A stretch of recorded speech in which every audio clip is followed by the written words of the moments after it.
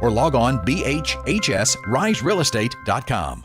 I'm attorney Gary Lackey. You know, you'll hear people say we're like a family, but here at the Lackey Law Firm, that's really true, not just a saying. I'm Justin Lackey. With my father and my sister, we have a special connection to each other. I'm Jennifer Lackey. At the Lackey Law Firm, when we take on your case, you become part of our family. You really do. And we'll always do whatever it takes to get everything you deserve. If you're injured, you worry about getting well, not about paperwork or insurance companies or figuring out how to get to your lawyer's office. I'll come to you. We worry about your case so you don't have to. When you've been injured, we know that your case is probably the biggest thing going on in your life. More important than almost anything else. And it's important to us too, for one simple reason. Family takes care of each other, and at the Lackey Law Firm, we'll take care of you. The Lackey Law Firm. The Lackey Law Family. 1-800-4RIGHTS. No representation is made that the quality of the legal services to be performed is greater than the quality of legal services performed by other lawyers. If you're ready to lower your utility bills, it's time to call Eagle Insulation. Eagle can handle it all. Attic re-insulation, insulation removal, wall insulation, and new construction insulation, commercial and residential. Our primary goal is to save you money, and lots of it. Typical clients realize their return on investment within 3 to 6 months. That means the re-insulation actually pays for itself and then some. See if we can help you. Contact Eagle Insulation today, 256-755-1556, or log on insulatewitheagle.com. Tom Abraham here from my friend Brian Hamaker and his team at North Alabama Mortgage. Look, buying a home is the biggest purchase you will make in your life, and it can be a bit intimidating, so you want people that can help walk you through the mortgage process and get you the best deal possible. That's what North Alabama Mortgage does, and they do it in Alabama, Tennessee, and Florida, from first-time purchases to refis, conventional, VA, FHA, and USDA loans. They have the solution at North Alabama Mortgage. Visit NorthAlabamaMortgage.com to learn more. That's NorthAlabamaMortgage.com. From the Fox 54 Weather Center, I'm Chief Meteorologist Jordan Dressman. We're going to stick with the widespread rain across North Alabama, southern Middle Tennessee through a good majority of the afternoon. Could also see a couple of embedded thunderstorms. It's going to be windy through the entirety of your Thursday afternoon, even as we head into Thursday evening. Sustained winds 15 to 20 miles per hour. We're talking about wind gusts 25 to 30 miles per hour. The good news here is, despite the rain and the thunderstorms, it's actually going to be a warm afternoon across the Tennessee Valley. Temperatures climbing into the low and mid-60s. I'm Chief Meteorologist Jordan Dressman on your home for ESPN Radio, 97.7 ESPN The Zone. Leaving his mark on sports talk radio with a paddle. Thank you, sir. May I have another? Join West Neighbors weekday afternoons on The Drive, 97.7 ESPN The Zone.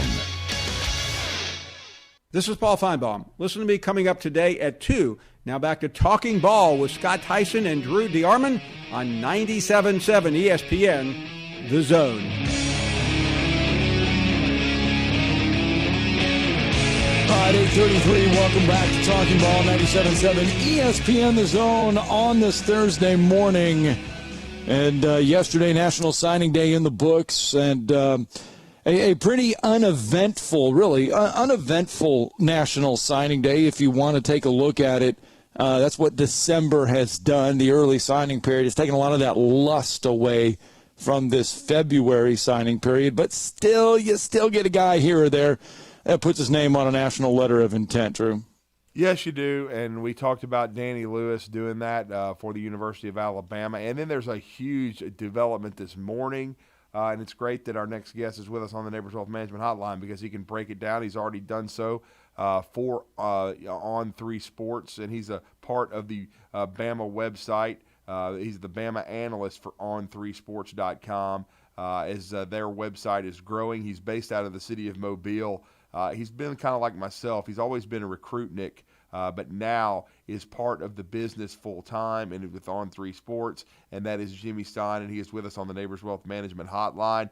Jimmy, you're with Drew and Scott this morning here in Huntsville, Alabama on 97.7 The Zone. How are you?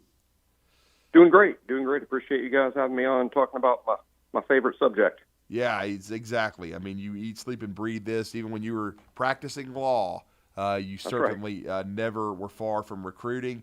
And what I was referencing with Scott is we've been hearing a rumor about this happening for a week or two. It started hot and heavy last night that this was going to be announced this morning. But arguably the number one player who would have been in the 2023 class has reclassified to this class in 2022, and that is five-star Lebius Overton, LT Overton, formerly of Birmingham. He was at Bessemer Academy, in his early days of high school, now in Milton, Georgia. But this is a major development, Jimmy. It really is. I hope it doesn't become a trend. I mean, I'm not sure this is best for all kids. Now, LT is a little different. Both of his parents are educators. Yeah.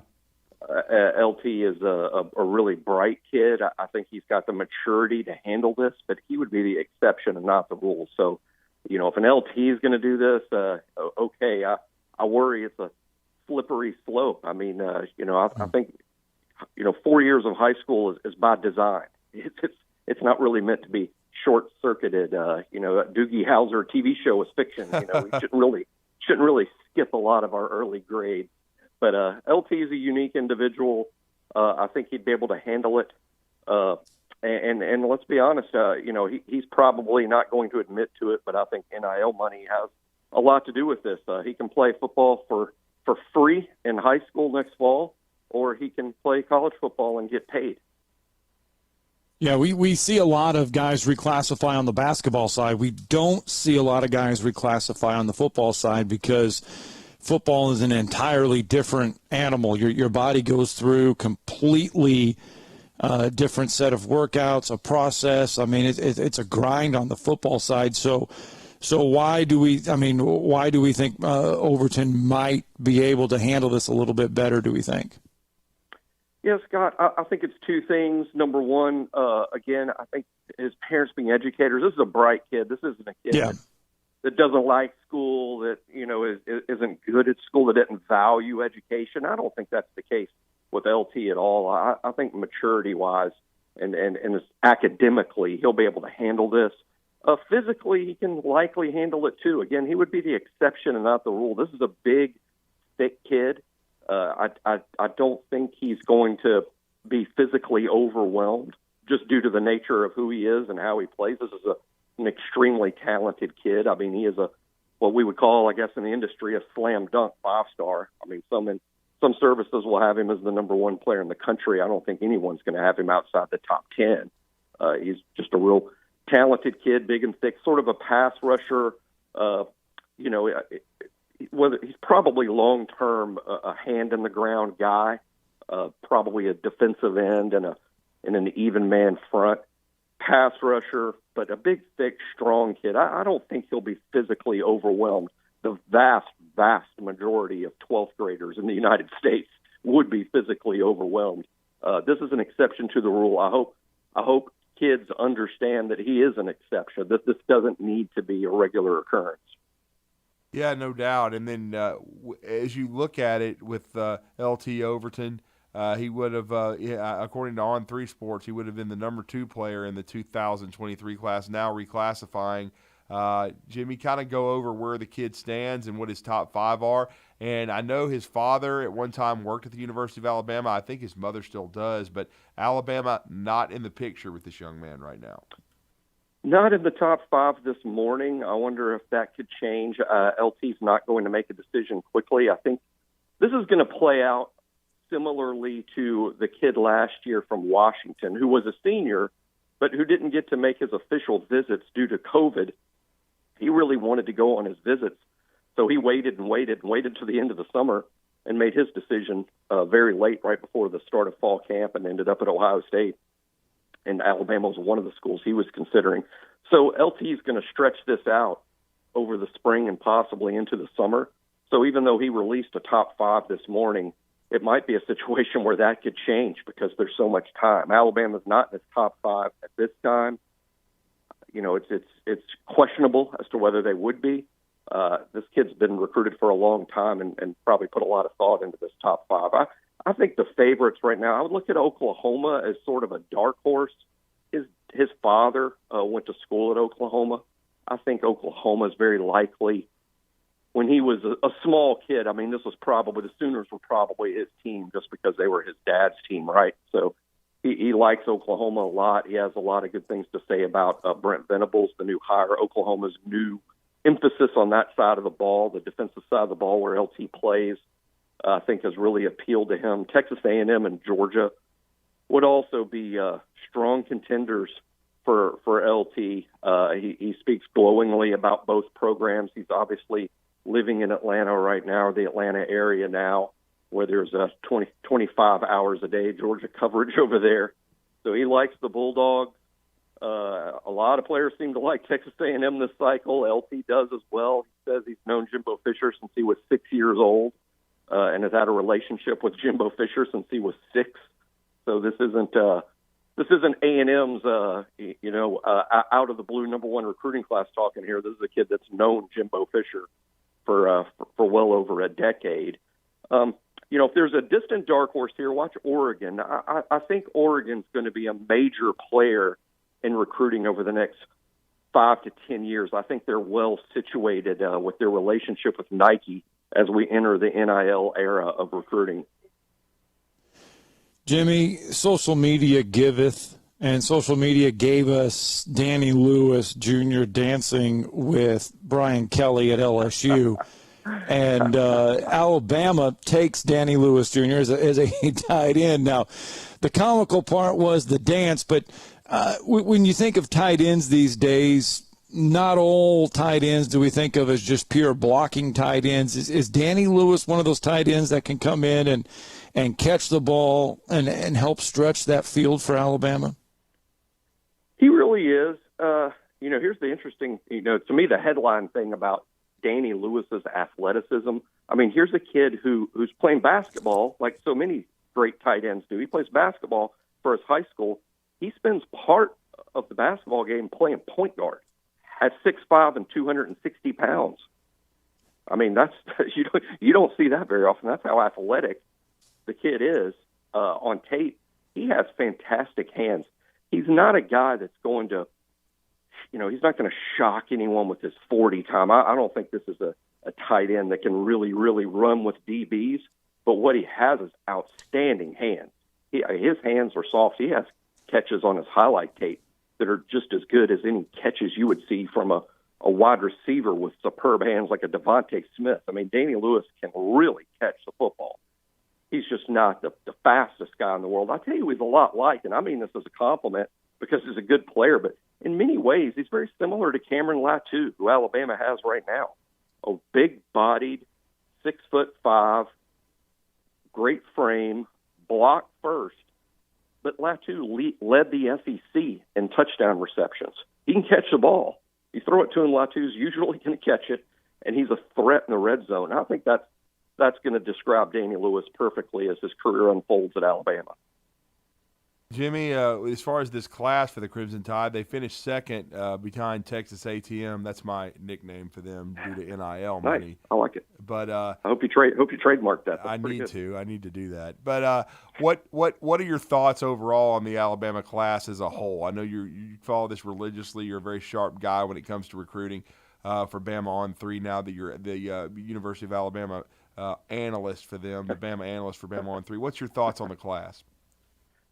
Well, it's really good. I hope Alabama fans just don't let all the Texas I won't even say A&M. You said that. So I hope that Texas A&M talk doesn't overshadow what Alabama just did.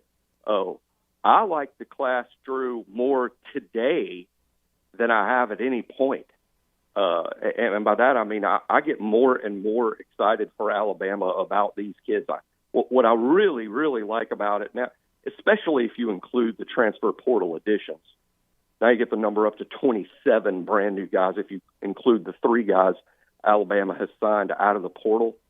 But what I like the most, Drew, is what I would call the bottom of the class, meaning the guys that are less hyped than the others. They're still really good prospects.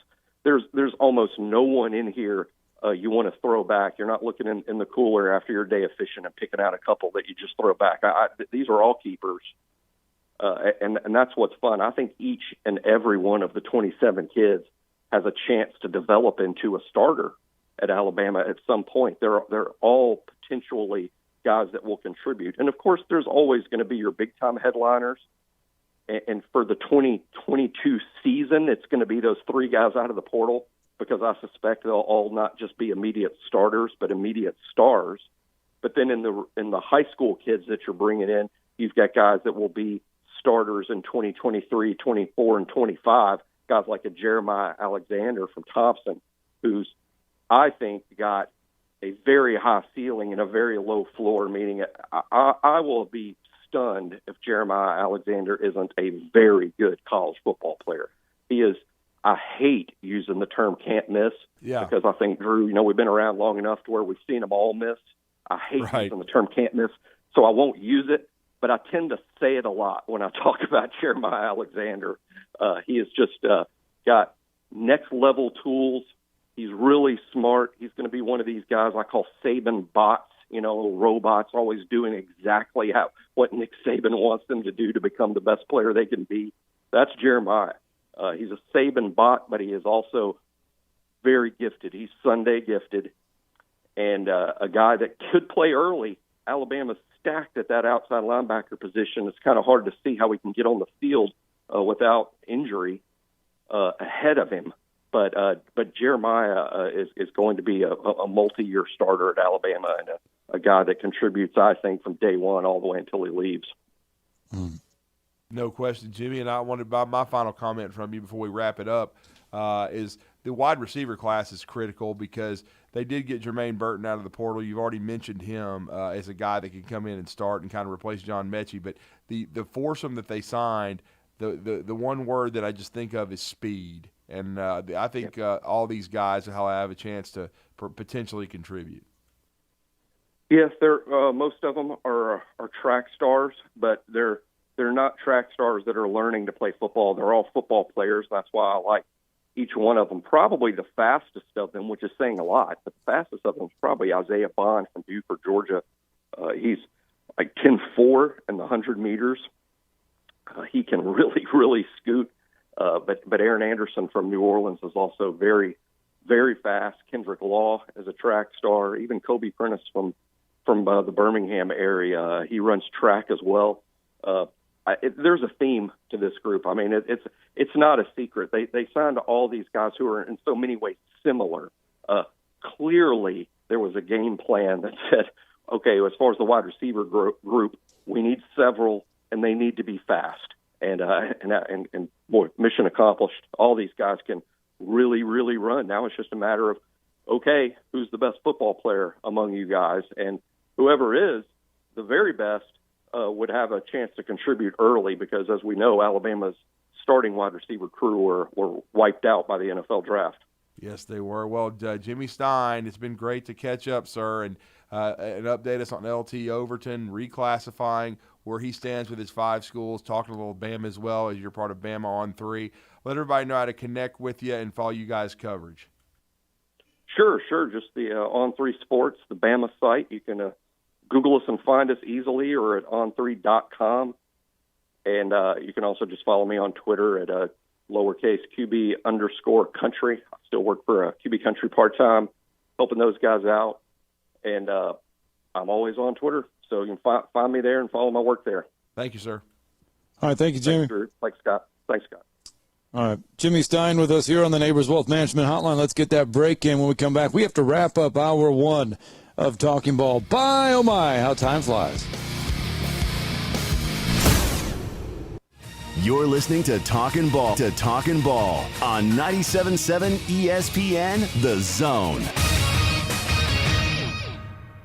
Had a utility pole damaged in a wreck West Morgan near Old Moulton in Decatur. That one may still have some blockage. Bob Wade in Mount Lebanon had a vehicle hit a deer. It should be clear. 72 East in Greenbrier. That one reported as a no injury. And Countess in Colby had injury and entrapment. Should be about ready to clear on it. Snelling has immediate need for experienced accounting clerks. QuickBooks Experience a Plus. Huntsville.snelling.com. Captain Nick in the North Parkway Popeye Skywatch Traffic Center. Take your taste buds back in time with a trip to the all-new Bubby's Diner, offering a variety of mouth-watering food, from delicious starters to 50-style diner food and meat-and-free meals, featuring owner and Huntsville native Chris Bubby Belcher's family's homemade recipes. Open for breakfast, lunch, and dinner at 8412 Whitesburg Drive in the former Gibson's Barbecue. And you can enjoy $50 worth of delicious Bubby's Diner food for half price with this week's Zone Deal. On sale now online at 977ESPN.com.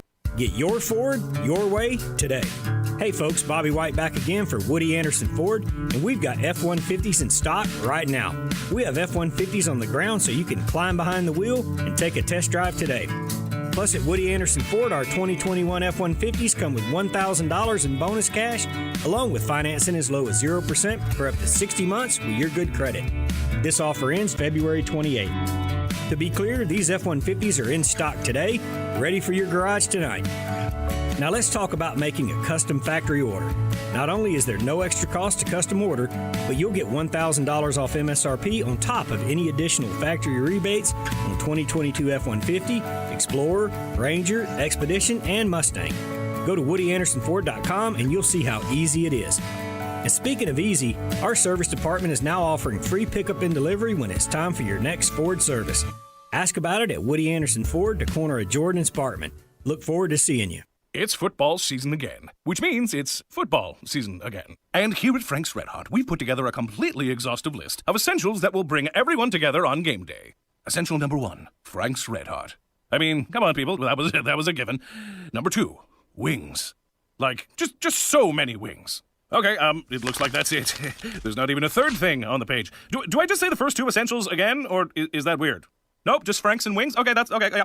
Frank's Red Hot. I put that on everything. This is Wes Neighbors talking to Chris Haygood of Bob Wallace Appliance. Chris, what sets you apart from other appliance dealerships? Wes, these appliances are going into the most used room in your house, your kitchen. The way we have these appliances displayed, it's easy for you to visualize how they'll look in your home. Wes, what sets us apart is the people. They're well trained. In fact, they live and breathe these appliances. And if you need service, you'll really appreciate our parts department. Contact Bob Wallace Appliance at 256-533-2121. At Mr. Sparky, we're America's on-time electrician. Flickering lights and hot switches can be annoying, but they can also signal a major problem, or worse, an electrical emergency.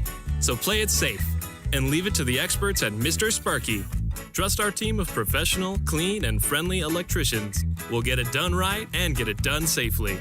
You don't have to put up with any malarkey. Call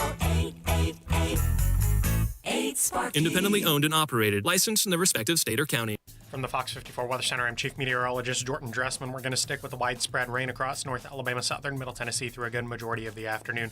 Could also see a couple of embedded thunderstorms. It's going to be windy through the entirety of your Thursday afternoon, even as we head into Thursday evening. Sustained winds 15 to 20 miles per hour, talking about wind gusts 25 to 30 miles per hour. The good news here is despite the rain and the thunderstorms, it's actually going to be a warm afternoon across the Tennessee Valley. Temperatures climbing into the low and mid-60s. I'm Chief Meteorologist Jordan Dressman on your home for ESPN Radio, 97.7 ESPN The Zone. This segment of Talkin Ball is brought to you by University Kia, the #1 volume Kia dealer in the state of Alabama. Located online at universitykia.com.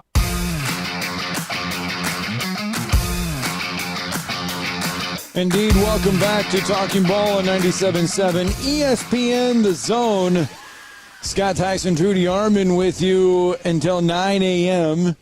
And what should be a great Thursday. Hope all is well. Yesterday, yes, it was National Signing Day. But I don't know, Drew, you probably have seen this, but Kentucky is crying because Eric Wolford, the way he left the Wildcat program. I don't know if you saw this or not. But apparently he was out recruiting, told Kentucky that he was out recruiting, but goes and interviews for Alabama, gets the job, and then recruits the same kid that he was recruiting for Kentucky to go to Alabama. I heard about this a little bit. Look, man, it's part of the business. I guess they were bothered because technically Doug Marrone has not found another job. He has not moved on officially to the NFL. But you don't have to have a coach officially leave as far as an assistant to hire another one. Nick Saban I had been told that Nick Saban had been working the phones for several days trying to upgrade his coaching staff or make changes because he knew, I think Doug Marrone felt like he's more of an NFL guy now. He wants to go back to that level. I still believe that's where Bill O'Brien wants to go. We've already talked about it on the show this week quite a bit, Scott. As you know, we talked to Zach Cox on Monday. And I still believe strongly that Bill O'Brien, and you probably heard Nick Saban yesterday when he talked after National Signing Day, they asked him about Bill O'Brien, and you know how he loves hypotheticals, but he did comment on it. And the tea leaves, the way I read it, Scott, and the way we reacted to it when I was with Keith Neighbors over at the Furniture Factory for the drive, is that he was evasive. I still, as he said, Bill likes it at Alabama, and that's what I've heard. But, he's got to do what's best for his family. I still believe he's going to go back to the NFL like Doug Marrone. I think that's where he's the most comfortable. I think that's where he would like to be a head coach again. He was a head coach for 2 years at Penn State. It was difficult due to the circumstances surrounding that program. But I just think that the way Bill O'Brien is wired, I think he would rather not recruit. I'm not saying he's not a good recruiter. I'm just saying I think he likes the NFL, that setup and style of football. There's a lot of these guys that don't like recruiting, and I'll bring up an example. Because everybody, even though that he has not announced he's left officially, everybody is kind of in their head putting together names for Alabama's next OC. One of the names I put out there on Twitter was Joe Brady, but because we had heard that Mario Cristobal would be interested in talking with him, but Joe Brady had been fired by the Carolina Panthers and Matt Rule, and he'd been kind of sitting out there. I wondered if maybe he and Saban had talked and Saban was telling him to sit tight, but I also wondered if he was just waiting for everything to hash its way out in the NFL, because I just don't think Joe Brady really wanted to recruit. Exactly. And now Joe Brady is the quarterback coach for the Buffalo Bills, and the offensive coordinator is former Miami Hurricane national championship quarterback Ken Dorsey. So he went back to the NFL, and I think that's what Bill O'Brien wants to do. You bring up Miami, and we talked about it a couple days ago. It looked like Kevin Steele was indeed headed to Maryland to be their defensive coordinator. In fact, so much so that Kevin Steele's name was already on the door, his office at Maryland for defensive coordinator position. And that is not going to be the case. Kevin Steele going to go with Mario Cristobal to Miami. Yeah, he is. And it's all about the Saban tree. These guys all work together at one time or another. Mario had targeted some other people, I believe, as his defensive coordinator, and vetted them, and the fit wasn't right, or the timing wasn't good, and he couldn't get that secured. And Kevin Steele has been out there. He took the year off, and hell, he could. He was getting paid by two schools, both Tennessee and Auburn. He had a lot of success as Auburn's defensive coordinator. He's experienced, and it's probably a good fit for Mario. He could probably take 2 years off and still with all that money, paid. yeah, no doubt, yeah. With all the money that he got, I mean, seriously, I mean, he could be. I mean, it's probably no different than Butch Jones working at Alabama as an analyst and getting paid from Tennessee. I mean, he's going to get paid from other schools by working at said school. All right. Hour one's done. Hour two is going to kick off when John Shulman, head coach of the UAH Chargers, he's somewhere around here, but he's going to call in and join us next. Trust me, I'm not with them. I'm somewhere else. He's somewhere else, but he will join us all from the same place when we return to kick off hour number two.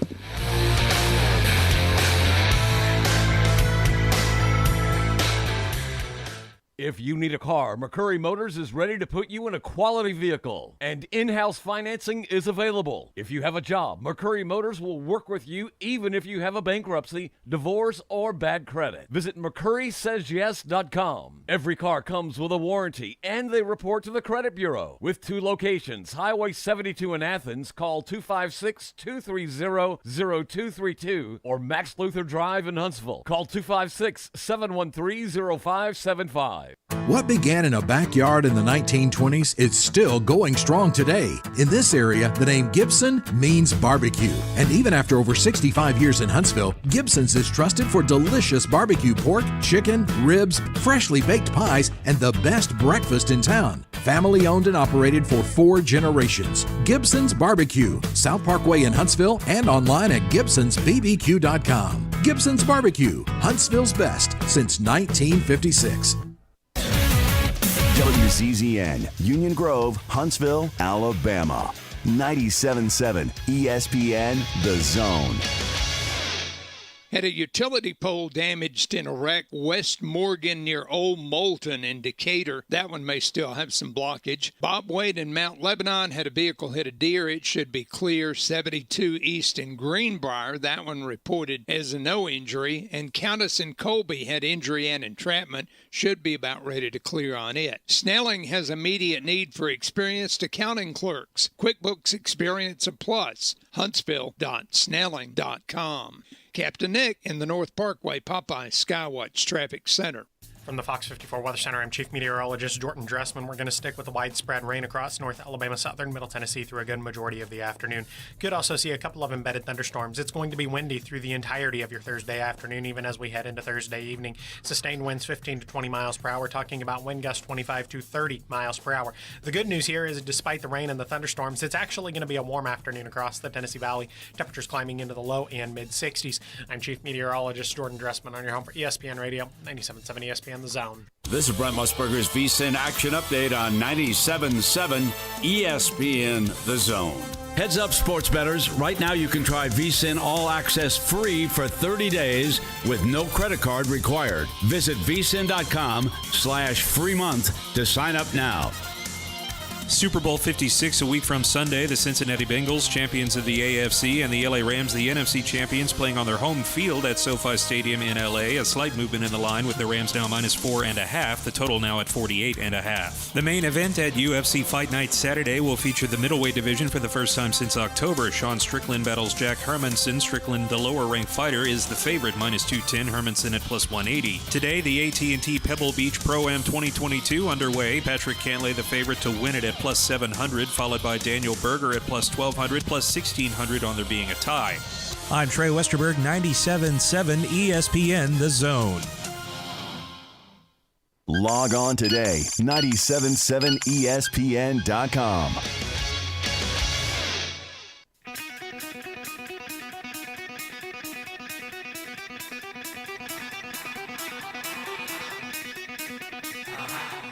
Welcome to Talkin Ball with Scott Tyson and Drew DeArmond. Call into the Neighbors Wealth Management Hotline now, 256-576-4977. That's 256-576-4977. Now, here's Scott and Drew. And just like that, hour two of Talking Ball is officially underway. Coming up later this evening on 97.7 ESPN The Zone, you're going to be able to hear the UAH Chargers on the road take on Valdosta State. That's where I currently sit, is in a sunny, warm Valdosta, Georgia.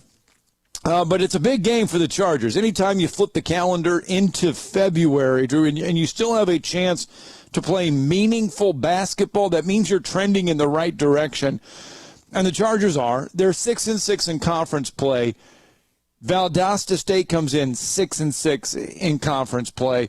If UAH wants to earn a Gulf South Conference tournament berth, you're going to have to steal one on the road. They've got home games to close the schedule, but they've got to steal one on the road. They got tonight at Valdosta and Saturday at West Florida, but it all starts tonight here against the Blazers.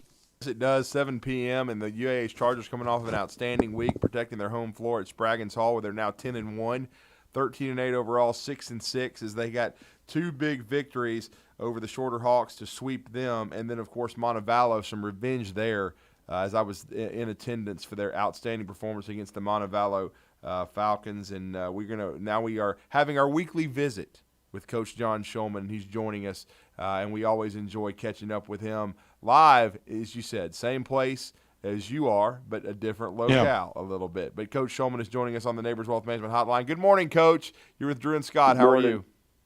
Good morning. Good morning. Doing good. It sounds like we should just play all our games at home. If we just played all our games at home, we'd be in great shape.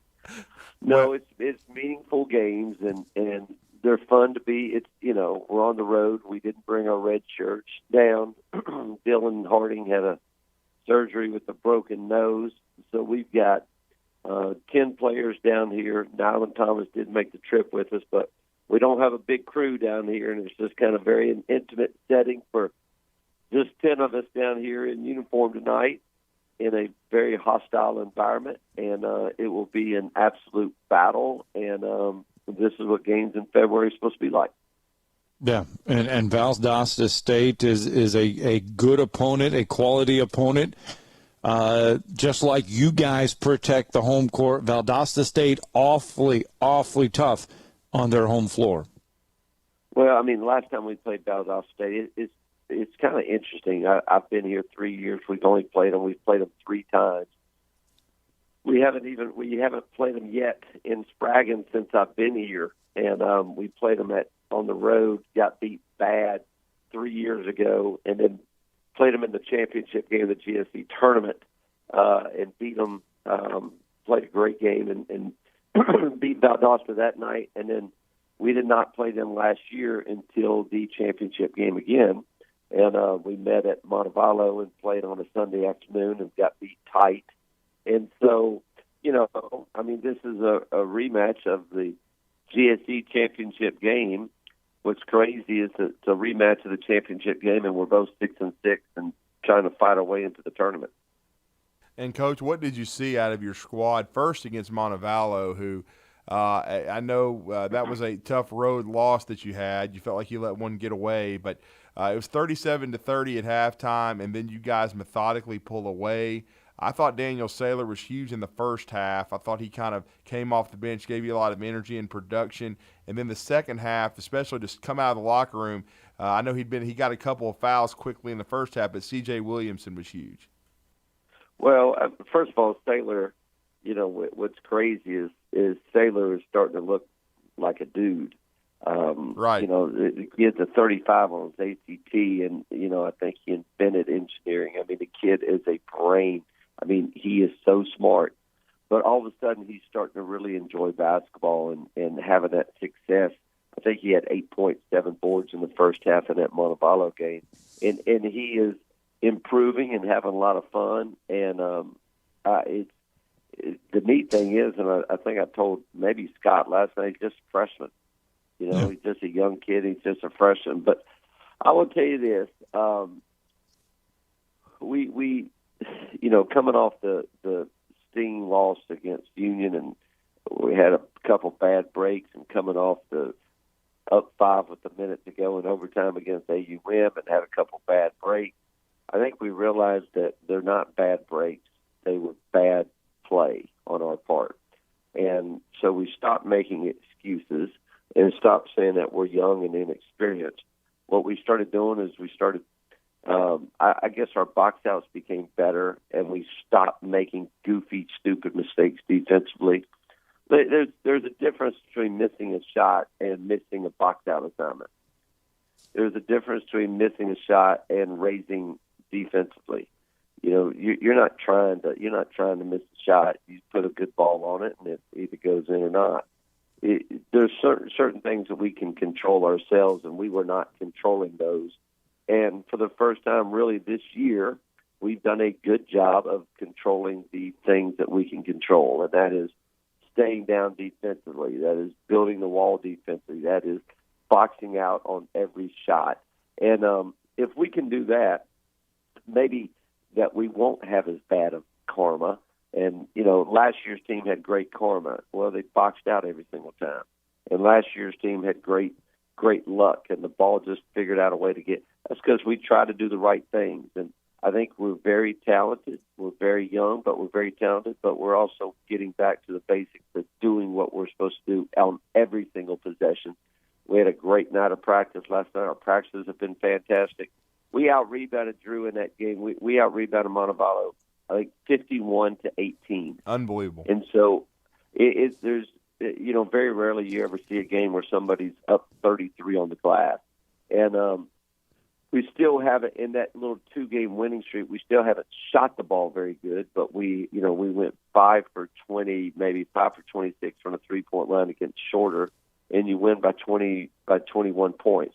That tells, and they really shot it well. So we're starting little by little to put it together for a nice little run in February. But it starts, maybe we weren't ready to win on the road. I think we're more ready to win on the road now than we were a week ago. and that's because we're doing more right things and holding everybody absolutely accountable. It's amazing how much you can learn from the seat of your pants. So if I know that if I miss a box out or I raise up defensively, I may come out. That's a great motivator, Scott and Drew. It's a great motivator, and it's not a threat. It's just we've got to have a way to keep guys accountable for what we're doing on the defensive end. I want to be free and easy offensively, and I do want to be tight and structured defensively.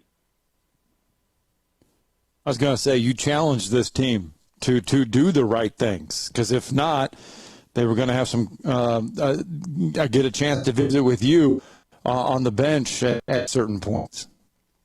Well, it's just, some teams, some teams can get lucky into getting a rebound, the ball goes their way, or some team, maybe they miss a wide open three, but our closeouts haven't been very good with high hands, and so we're doing a much better job fundamentally defensively, and when we start making shots, and we could, Shorter really shot it well and scored in the 60s, and Montevallo, is really good offensively, and he scored in the 60s. If we can keep people, it's going to be very difficult to keep a really good offensive-minded Valdosta State in the 60s.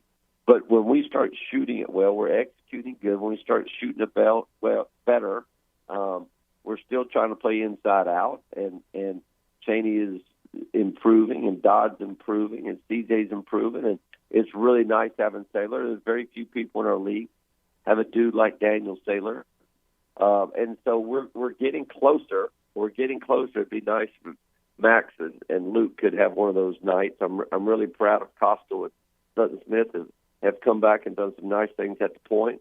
I think Austin Leslie's playing a little looser at the two, and Dane Harding is Dane Harding. He's playing from the 2, the 3, the 4, and the 5, and he's that guy. So I really like our team. I like where we are, and we can all sit here and say, "Dad, a play here against Union and a play there against AUM," and that's correct. We've won 5 in a row, and we're the hottest team in the league. So I think we're still hot, and I think we're still playing good basketball, even though we've had a couple of tough ones along the way. And you did mention him. That was going to be my next question, because I felt like he had a really good game offensively, especially considering that Cheney didn't really get it going until the second half. But from as far as your guard play, playing the point, making shots, getting 5 rebounds, running the team, Jack Costello, was that his best game of the year, Coach? What did you think? Well, yeah, what's really neat is he had a really good game against Montevallo. He had a really good game. It worked out easy for him. He shot it well. Things went easy for him.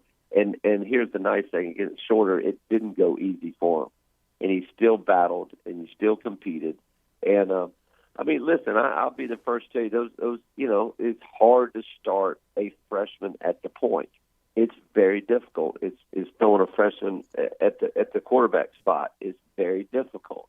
And those kids have been in the lineup, out of the lineup, in the lineup, out of the lineup, and they have still worked extremely hard in practice. I'm very proud of them.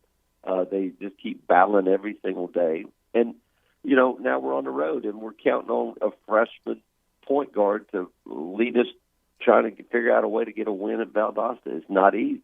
And they may Valdosta's got the ability to really heat us up defensively. That'll be good for us. But we're ready for that. We had great preparation in practice. I let the red shirts do anything they wanted to do legally, and not breaking laws, but if they wanted to tackle our point guards bringing the ball up the floor, they were allowed to tackle them. I want to make it very difficult for our guys in practice, and they came out and did a really good job, and let's see if we can handle the pressure and the heat and the stress of the moment tonight in a very hostile environment. But that'll be good for us. In the long run, it's really good for us to go through these.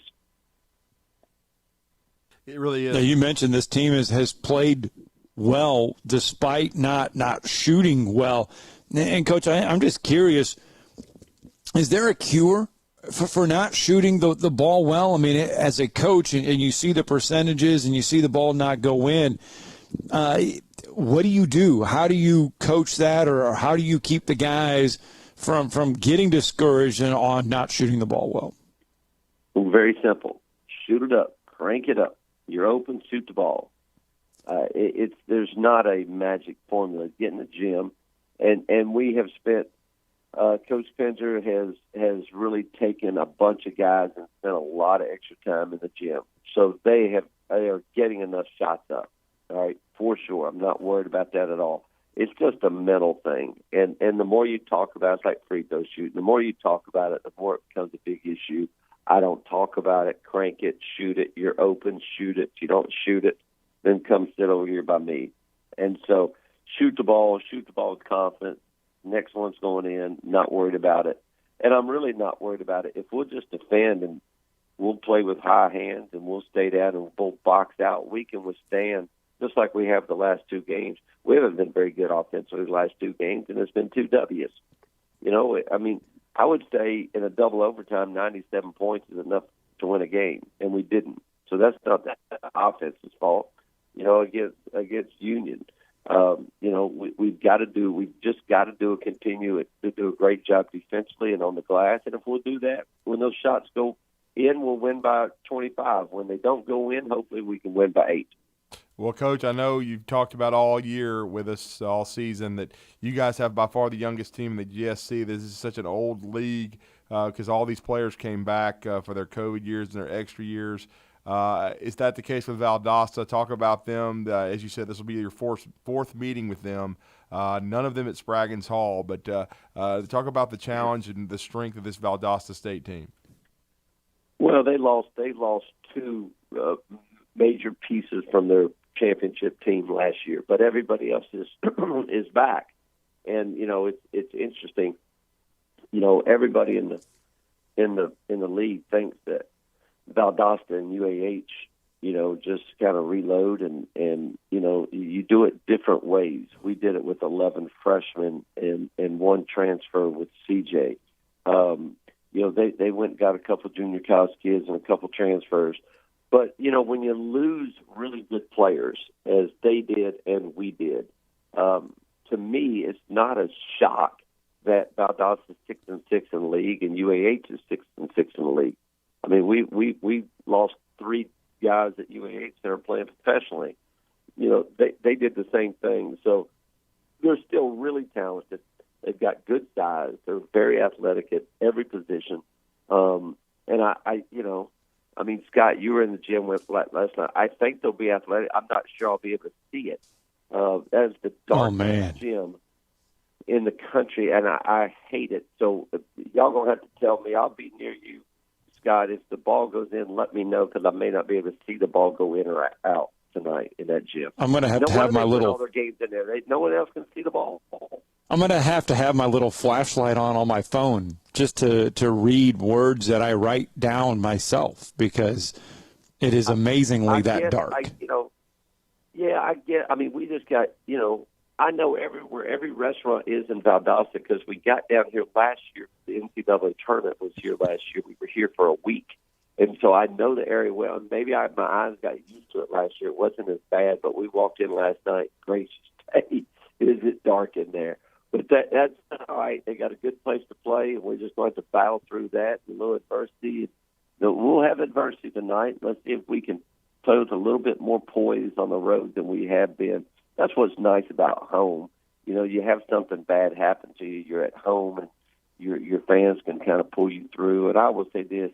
Well, what a great atmosphere we've had in Spraggins the last couple of games. I'm very appreciative of the support we're getting in Huntsville. And we just got to figure out a way and be tough enough on the road without our fans there. And that's why it's kind of fun to be on the road at times in a hostile environment. All you got is yourselves. All you got is your team. We won't have a whole lot of fans down here, but we'll have each other, and there's nothing like that in athletics, being on the road, just having each other to count on. And, Coach, I got to say, too, real briefly, it's going to be a huge challenge on Saturday as well because you guys ambushed West Florida at Spraggins Hall, maybe your best performance of the year, 95-74. You dominated that game from start to finish on January the 4th, and now the return matchup on the road, and I'm sure they're going to be just licking their chops and wanting another shot at you guys. Well, you think they remember that game too? Come on. Listen, Drew, They will be waiting on us. But I'll just tell you this. We played good. Cheney did not play in that game. And so, is it a fluke? No, it wasn't a fluke. We played really good basketball. We threw it inside. We played inside out. But, you go back and we made a bunch of shots. And so, West Florida's on top of the league. They're trying to get in the NCAA tournament. Every game, everybody's got a rhyme and reason why this game's important. Us and Valdosta are trying to get in the tournament, but West Florida's trying to get a home game. But that's what college basketball is about. It's a tournament sport, and we're trying to figure out a way to maneuver our way so that we're playing meaningful games at the end of February. I'm just going to tell you, we played 3 in a row. We got 3 in a row at home to end the season. I want those to be huge games, and they need to be huge games. But to be huge games, we got to steal 1 or 2 on the road. Well, all that starts tonight, 7 o'clock. Here in Valdosta. It does, and I've got to ask both of you. Y'all are both on the road. We got listeners listening to our that are tuning in today, listening to our interview with Coach John Shulman, and they want to know if both of you guys are going to eat at the Smoking Pig in Valdosta, the best barbecue in town. Well, number one, this is a business trip for me. Now, I would think Scott probably ate there last night. That'd be my guess. All right. But listen, I don't venture out of my hotel a whole lot, just to be honest, Drew. I know you're disappointed in me. No problem. Probably five guys hot dog for lunch. Sounds good to me. A pregame meal of Olive Garden in my hotel room while watching film, and then we'll see. There's Anthony Kamara and I have talked about today. There is nothing better when you're on a road swing. There is nothing better than getting that first W. Like Kevin, everything told us. That next day on that Friday, everything tastes better. The Diet Cokes are colder. Your bed feels better. Everything's great. There's nothing worse than getting a loss, getting an L on that first swing. And I've been doing this for a long time. And so I'd rather feel good tomorrow.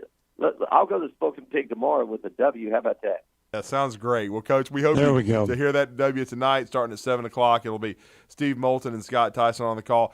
We always appreciate your candor and you talking to UAH Charger basketball with us each week. Thank you, Coach. We appreciate it. Good luck tonight. I need Drew. Drew, I need you with me all the time. You're with Chris and Swears all the time. They win every game. So I just need you hanging out with me. Let's switch. Let's let Scott go with Huntsville. Drew, you come with me. Hey, well, I was there. I made a promise. I was there for Montevallo, and you guys won very impressively. Without me. I'm telling you, man, you're a good luck. Forget about karma. Forget about Bob. Now, all you need is Drew. That's it. We need to make a shirt. All you need is Drew. There you go. Thanks, Coach. Thanks, Coach. Y'all be good. Take care. Thank y'all. All right. Today's interview, of course, brought to you by SportsMed Orthopedic Surgery and Spine Center. They are the proud training providers of UAH basketball. They invite you to visit their Saturday sports clinic for all those sports-related injuries each Saturday from 8 a.m. to 9. Visit 4715 Whitesburg Drive. Make sure you can also give SportsMed Orthopedic Surgery and Spine Center a call, 256-881-5151, to experience the SportsMed difference. SportsMed Orthopedic Surgery and Spine Center, dedicated to providing care that improves lives. And, Drew, I can say we did not eat at the pig barbecue last night. Okay. Yeah, we did not get there, but I can tell you it may be a possibility later this afternoon. Oh, there you go. Yeah, we're not going to rule it out. You've got Tokyo Drift, a.k.a. Steve Moulton, there with you. Extra set of wheels, so you guys can get out and roll. Yes, Hot Rod Steve has his own wheels, so we may be able to find this restaurant and partake in some barbecue. All right, we got to get a break in. When we come back, we got to talk some Jim Harbaugh, and we'll let you hear what Jimbo Fisher had to say, plus Nick Saban's comments as well yesterday. A lot to get to on Talking Ball.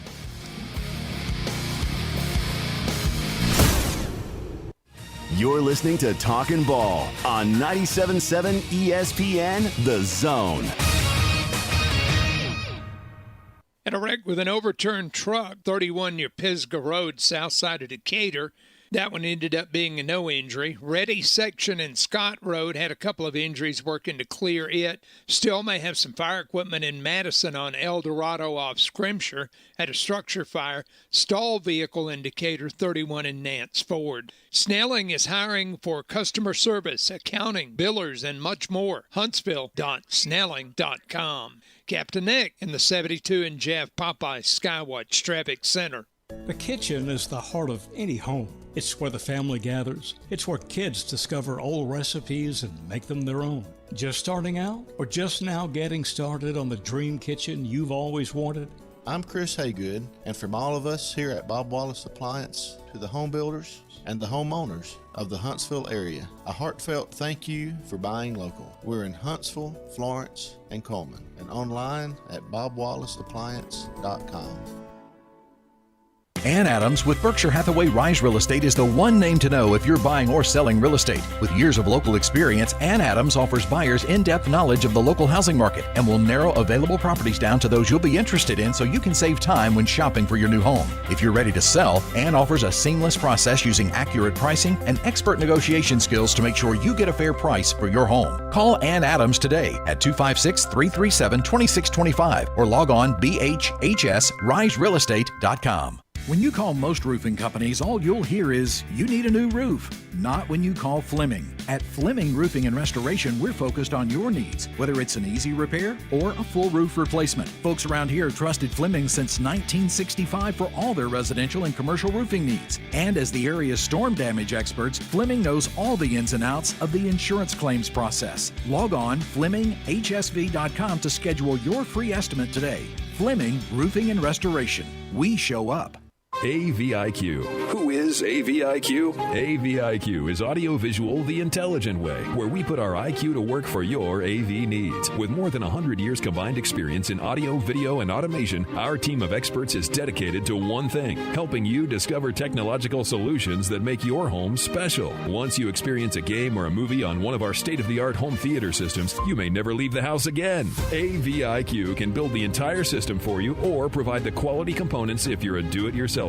But AVIQ is more than just home theater and state-of-the-art sound systems. We offer a variety of control options for home technology. Energy efficiency, heightened security, and improved quality of life are all attainable through the automation of home systems. Intuitive and user-friendly control is our main priority in designing a system that meets your needs. Don't just take our word for it. You need to see it to believe it. Come visit us at our state-of-the-art showroom on University, just east of Jim and Nick's, across from AT&T, or visit AVIQHSV.com.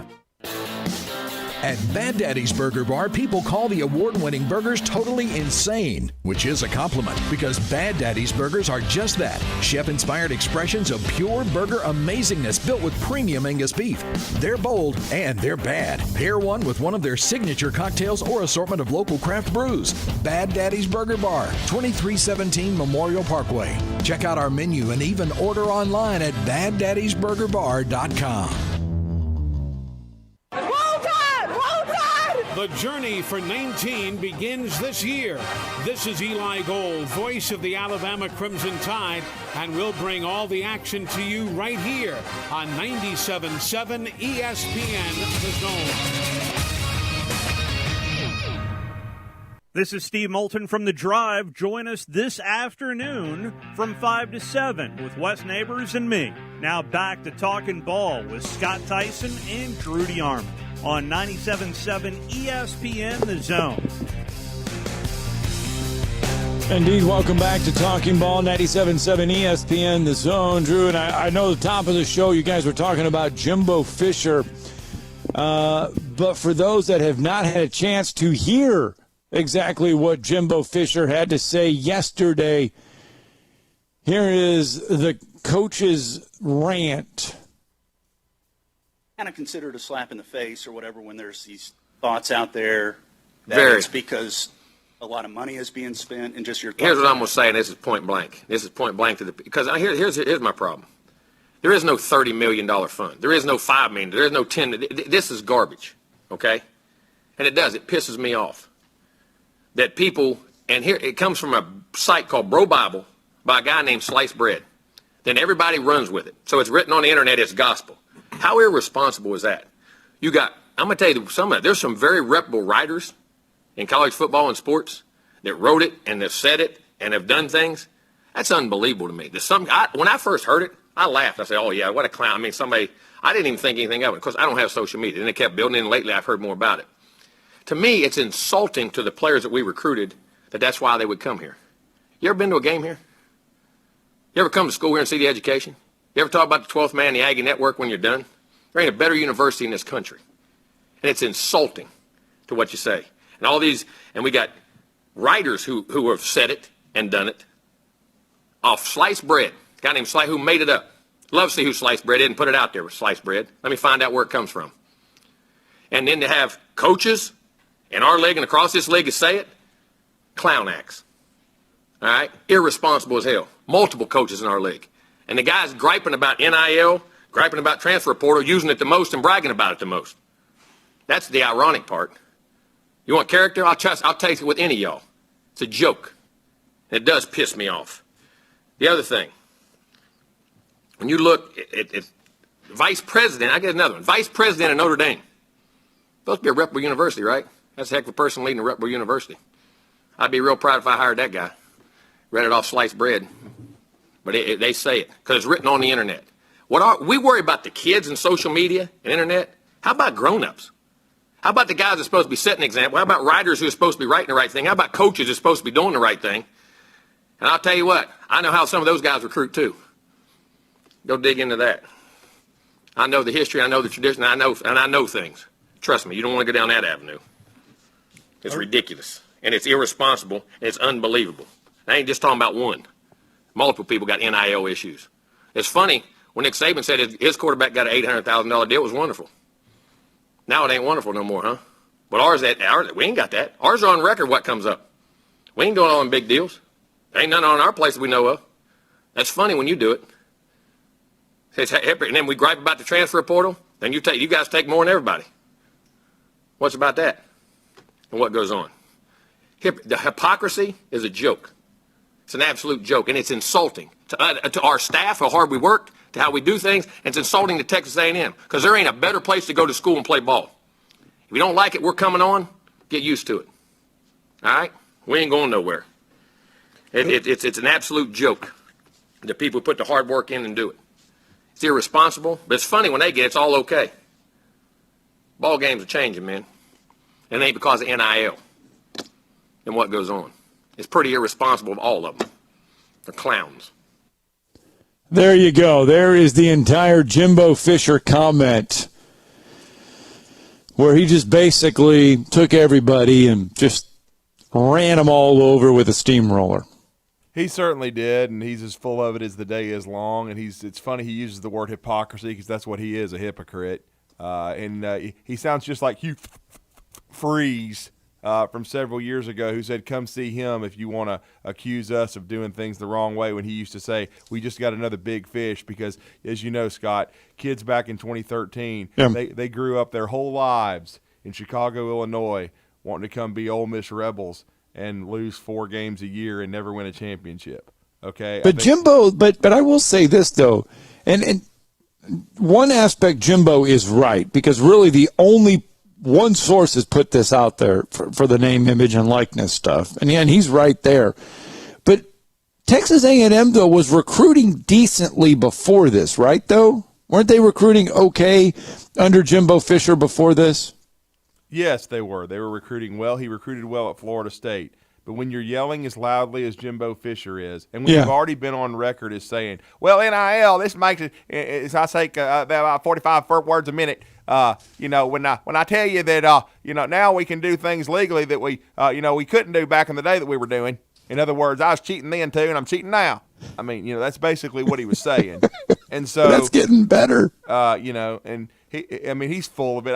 If this was XM, I'd just blast him and call him every name in the book. But he's basically, the guys that are yelling the loudest are the ones that are cheating. Okay. Yeah, because he obviously took a shot at Lane Kiffin in there. He did, and Nick Saban. So yes, again, but I'm just telling you, these kids, They have great facilities at Texas A&M and great support from their fans. They've spent hundreds of millions of dollars on their facilities, but they haven't won a national championship since 1939 or whatever. There wasn't even bars on the helmets. They've never been to the SEC championship game. They'll probably never go because Jimbo loses 4 games a year except for one time when he still got eviscerated by Alabama. So that's what I'm saying. You look at the history of this program, they've won a few Southwest Conference titles, and they've won, and they had to give Eric Dickerson a gold Trans Am that he never even, ended up driving on their campus. But that's another story for another day. And they've been busted for cheating multiple times in their history of their program. But again, and they won some Big 12s,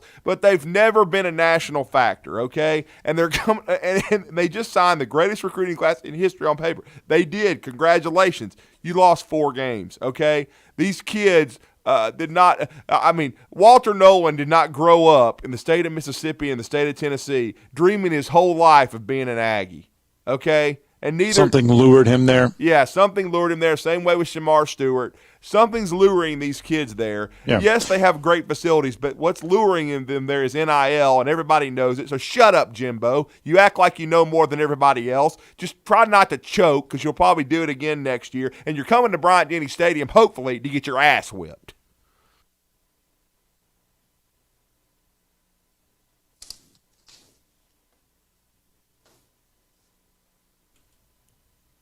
Go ahead. Yeah. Well, Nick Saban, obviously. I think Nick Saban was second. I think Jimbo Fisher did his press conference first, and then I think Nick Saban did his. I think that's how the order went yesterday, I think. Well, Coach Saban obviously was asked about recruiting and name, image, and likeness, and here was Nick Saban's response yesterday.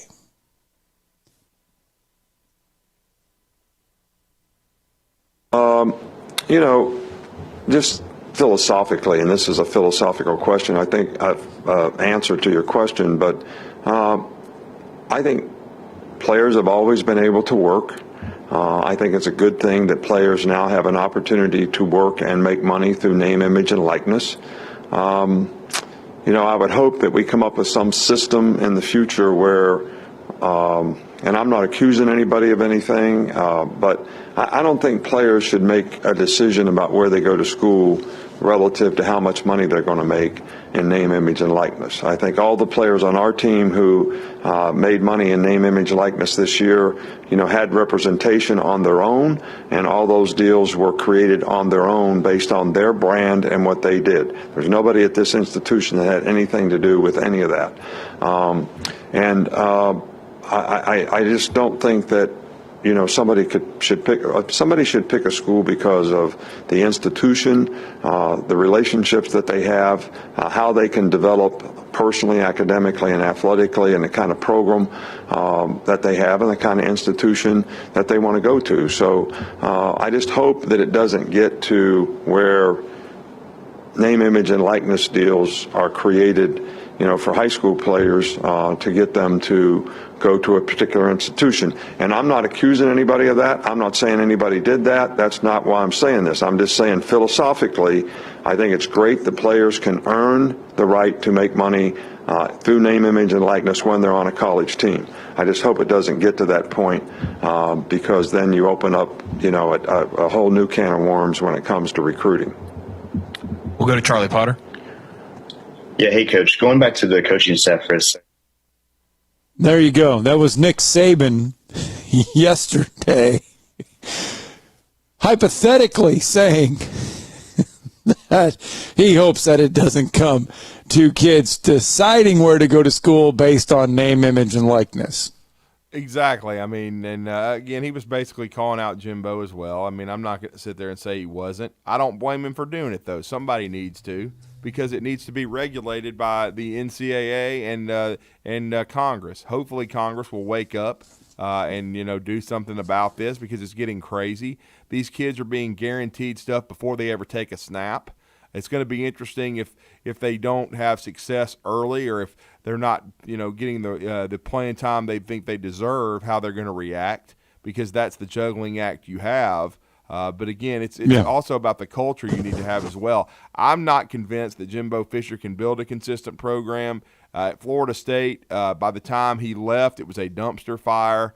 And again, I thought his Florida State teams, except for 1 year when he magically put everything together with Jameis Winston, they were inconsistent. So they were really good, but they weren't, except for one season, a national championship level team. And don't tell me they were the next year, because they got into the college football playoff, and Marcus Mariota and the Ducks, who got eviscerated by Ohio State, blew Florida State off the field. Okay, so they weren't close to being a national championship team then either. He's had 1 year in his entire career where he did anything. The rest of it was total mediocrity. It's been total mediocrity at Texas A&M. So let's see if Big Mouth, Motor Mouth, 50,000 words a minute can actually live up to the hype, because I don't think he will, and I don't think the Aggies are going to even win the West next year. So good luck to you.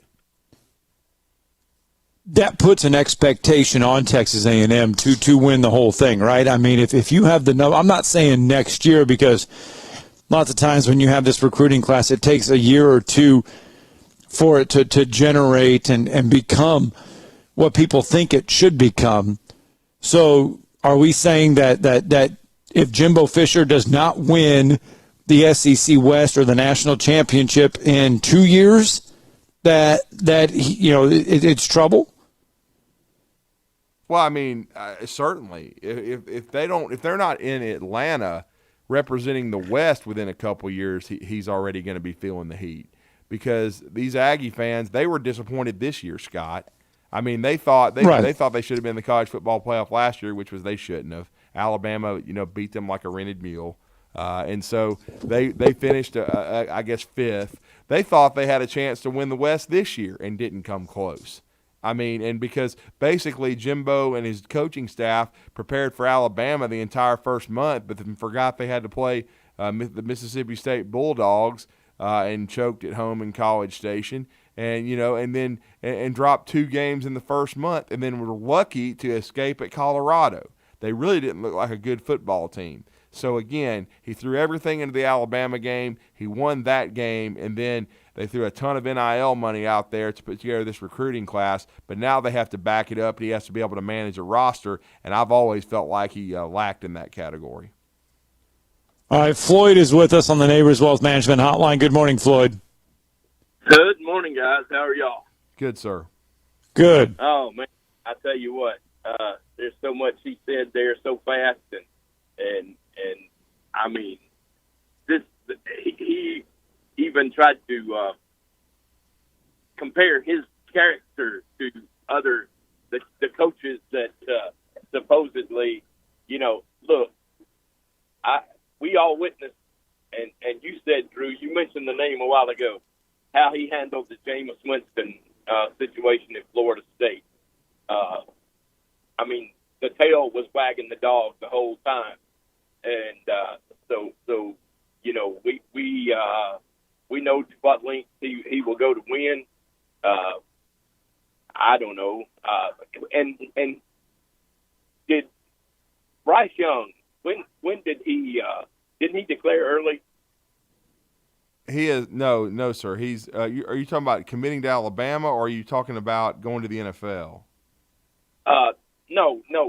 When he came to Alabama, did he enroll early? Yes, he did. Yes, correct. Okay. And when did NIL go into effect? It went into effect after he got on campus. That's exactly right. So he's throwing that out there like the apples. Comparing apples to apples when it's really not, because all these guys aren't even, they weren't even on campus yet, I don't suppose, or during the recruiting process anyway. But anyway, the whole thing with Jimbo is he just likes to hear self-talk, and you can take about half of what he says and with a grain of salt, and just his past performance and how he handles situations like that. I don't know. I'm just not a fan of his. I've never been since he left Stanford University. He's not been a fan of mine. But anyway, that's neither here nor there. I just get tired of hearing him. I couldn't stand him when he was Nick Saban's offensive coordinator at LSU. So that's where it goes all the way back for me. Right. He's a turd. Right. He is. He really is. I coached a little league team at one time. We went to the World Series in South Haven, Mississippi, and happened to there was a team from Tallahassee there that his son played on, and he was a jerk the whole time he was there. So there's a shock. Yeah, really. I can understand why his wife left him. That's all I'll say about it. Exactly. I understand that 100%. But anyway, we'll talk to you guys later, and this thing, I'm sure the commissioner will step in, and we probably won't hear much more out of it. But I'm like you. I hope when they come to Tuscaloosa next year, this whole thing just blows up in his face. Appreciate it, Floyd. Thank you for the call, man. Okay, thanks. All right, thanks, Floyd. Let's get that final break in when we come back here. Tomorrow's headlines today, and good news if you're a Wolverine fan.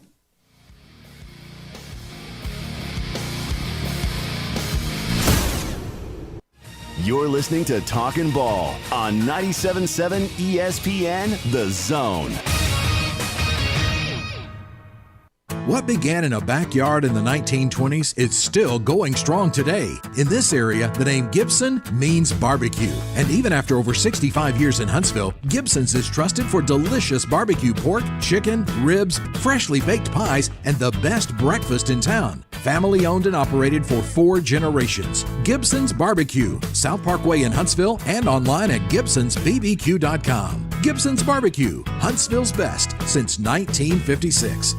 It's football season again, which means it's football season again. And here at Frank's Red Hot, we've put together a completely exhaustive list of essentials that will bring everyone together on game day. Essential number 1, Frank's Red Hot. I mean, come on, people, that was a given. Number 2, wings. Like, just so many wings. Okay, it looks like that's it. There's not even a third thing on the page. Do I just say the first 2 essentials again, or is that weird? Nope, just Frank's and wings? Okay, that's okay, yeah.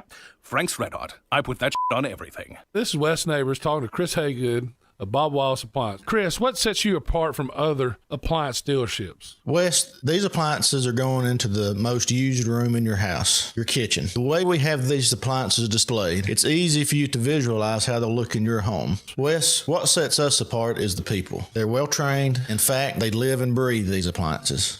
And if you need service, you'll really appreciate our parts department. Contact Bob Wallace Appliance at 256-533-2121. Here in the South, we like our traditions, like Alabama football and tailgating on fall Saturdays. And the best way to start your tailgate? Visit Brooks & Collier to see North Alabama's largest selection of premium grills and smokers. Big Green Egg, Blaze, and Traeger. Everything you need for that perfect tailgate. Check out our rubs and seasonings. We have a full wall to please any taste palate. Visit Brooks & Collier at 813 Meridian Street or at brooksandcollier.com. An Alabama tradition for 75 years. Roll Tide.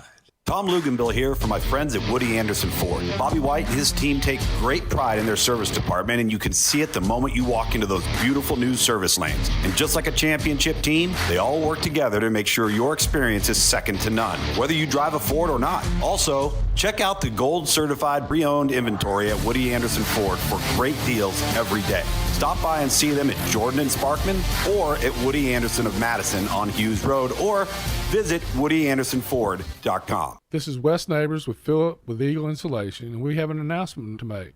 Yes, Wes, we are now Eagle Masonry and Insulation. We're still a place to call for your insulation needs, but now we offer masonry services. What kind of masonry projects can you handle? Wes, no job is too big, no job is too small. We can do renovations, new construction, outdoor fireplaces, fire pits, brick landscape borders. Well, when you came out to my house, you did both the insulation and masonry at the same time. You guys did rock for me, you did brick for me, and you insulated my house. That's usually done at the same time that you're building a house. Absolutely. It really capitalizes on 2 services you need at the same time, and you can get one company to handle both of those. Philip with Eagle Insulation will come out, do your installation. He'll do your masonry. They do a great job. They guarantee your work. Check out more online at insulatedwitheagle.com and schedule your free examination today. 256-755-1556. Thanks, Wes. Still trying to clear an injury wreck. That was at Ready Section and Scott Road. And we had one with an overturned vehicle in Decatur, Highway 31 South at Pisgah Road. Nobody going to the hospital from that one, but they may still be trying to get it cleared up. Routine care to heart failure. Dr. Randall Burns and the team at Huntsville Heart Specialists have the expertise to care for all matters of the heart. Captain Nick in the Jordan Lane Popeye Skywatch Traffic Center. This segment of Talkin Ball is brought to you by University Kia, the #1 volume Kia dealer in the state of Alabama. Located online at universitykia.com.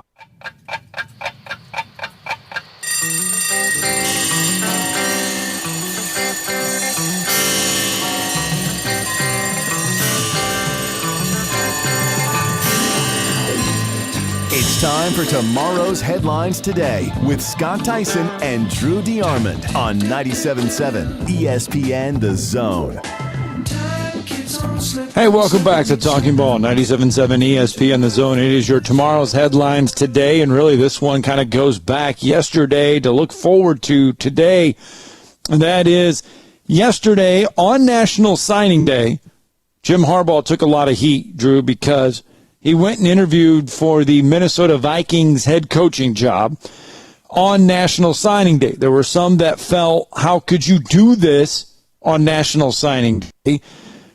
He goes to Minnesota, interviews, leaves, does not get an offer for the job, tells Michigan that he will be their head coach in 2022. And so Jim Harbaugh not, as of this moment, going to the NFL. Yeah, it looks like he's going to stay, and it looks like the Vikings have already moved on in their search, and they've targeted the Rams offensive coordinator because this is what it's a copycat league. Whatever team is good, whichever team is hot, those assistant coaches are targeted. And it looks like Jim Harbaugh is going to stay at the University of Michigan. He's probably going to get a raise. I was a little surprised. I thought when he was taking this interview, he was going to be gone. I think a lot of people did. They thought he was going to go to Minnesota. I don't know what all happened in the situation in the interview, but Jim Harbaugh not going to leave college football. He's going to stay in Ann Arbor, where he finally solved the Ohio State riddle in year 7 and got to the college football playoff. Can he continue the momentum? Very interesting development yesterday. Yeah, it was. And a lot of – I didn't have a problem with him going on national. I mean, I wouldn't have had a problem because, Michigan's – a lot of their recruiting was already done. They had a lot of it done in the early signing period. Well, because of the transfer portal, though, as you know, recruiting classes can fall apart quickly. And Oklahoma had to do a lot of, recon with Brent Venables because of that. And Southern Cal, but Southern Cal had a lot of good luck. And then I just thought the whole thing with Caleb Williams was just kind of humorous because, as you know, I said, as soon as he goes into the portal, I'm like, he's going to play for Lincoln Riley again. But we had Brandon Drummond, really sharp guy, and he's telling us that's not a lock, that there was some disconnect with the family and this and that, and he might go to UCLA, and Oklahoma was still under consideration, and he gets down to USC or Wisconsin of all places, and then goes to USC. Mario Williams had already gone over there. Shane Lee from Alabama, Romello Height from Auburn. So Lincoln Riley, who dodged the SEC very, very quickly, has been accumulating a lot of talent over there. So maybe the Pac-12. We'll turn it with USC's resurgence because they need USC to be good. Maybe they will have a resurgence, but I still don't think they're going to play defense very well. Do want to mention really close to home, Alabama A&M head coach Connell Maynor and company signed 38 players, I believe, yesterday. That's right. A large signing day class for Alabama A&M. Majority of those through the transfer portal. Mm-hmm. Yeah, and that's what I was telling. Someone asked how could they do that? How could they sign 38? And I said, well, a lot of these kids are on partial scholarships. And again, as you said, Scott, with the transfer portal being so active now, Alabama A&M can do a lot of recruiting out of the portal because kids can move down and be immediately eligible. We've seen Deion Sanders doing a lot of recruiting nationally and getting some high-level high school prospects. But now with all these guys in the transfer portal, you can get a lot of guys from other FCS schools and FBS schools to come play on the Hill. All right, SEC basketball. I know you touched on this a little bit, but SEC basketball from last night, Florida, Kentucky, and Arkansas, all winners. Right now, there may not be a hotter team. I know Kentucky is hot, Auburn is hot. Red hot. But Arkansas, I mean, next to Auburn, yes, they're going to be the hottest because they have the nation's longest winning streak. That's but you look at Arkansas, and they started the year 0-3 in SEC play. And Eric Musselman and the Hogs, it took them a little bit to get, I guess, their feet underneath them.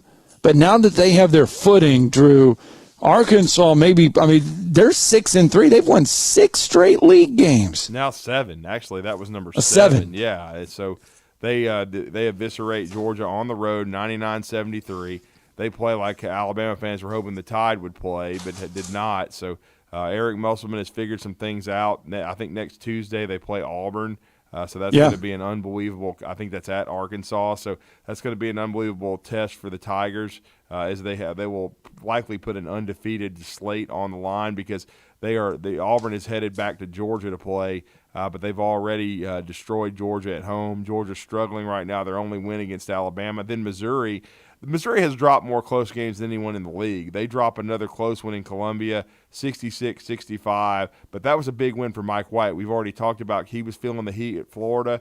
They needed to get that win to stay in the NCAA tournament conversation, so big win for the Gators. And then last night, Vandy hanging pretty tough with Kentucky. It ends up 77-70 inside of Rupp Arena. Now trying to dodge the ice storm, John Calipari and the Wildcats will be headed to Tuscaloosa, and this is a big game for Nate Oates in Alabama.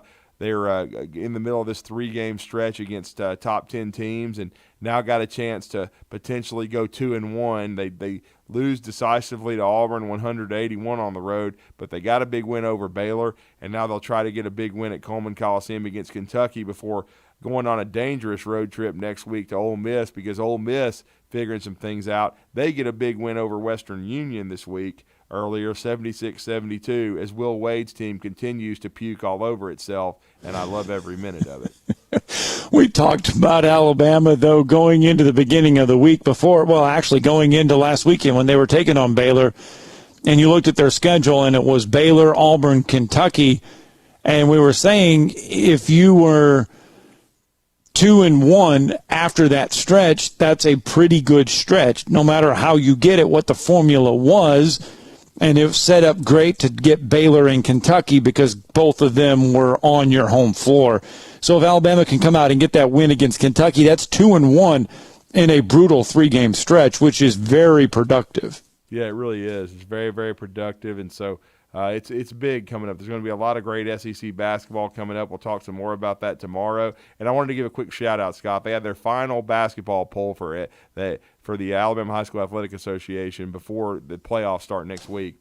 And for our city, just our Huntsville City Schools, we wanted to laud once again the lead generals, the ladies and the men. They're both number 1 in 5A. The Grissom Tigers and Jack Doss, number 2 in 7A. And the 7A Area 7 champion Huntsville Crimson Panthers, number 8 in 7A. A lot of great basketball in our community. Yeah, of course. I mean, night in and night out. Just so you know, ESPN, their projections, they have Auburn to finish 28-3, 16-2 in conference play. Mm-hmm. So that would mean a 7-2 stretch. So that means ESPN predicting Auburn to drop a couple games between now and the end of the SEC season. Maybe a week from Tuesday, that game at Fayetteville is that one. So we'll see. But don't forget UAH basketball coming up tonight here in Valdosta. Drew, it's been a good Tuesday. It will. Or Thursday. Thank you for logging in. We'll see you tomorrow, and we'll have a great show to end the week. Appreciate it. McCurry Motors is your car and van rental headquarters. You can rent the vehicle you need today. Family in town, sporting event, church function, no matter what your need, McCurry Motors has you covered with a wide selection of cars and vans available for rent. They have 12-passenger Mercedes Sprinter vans,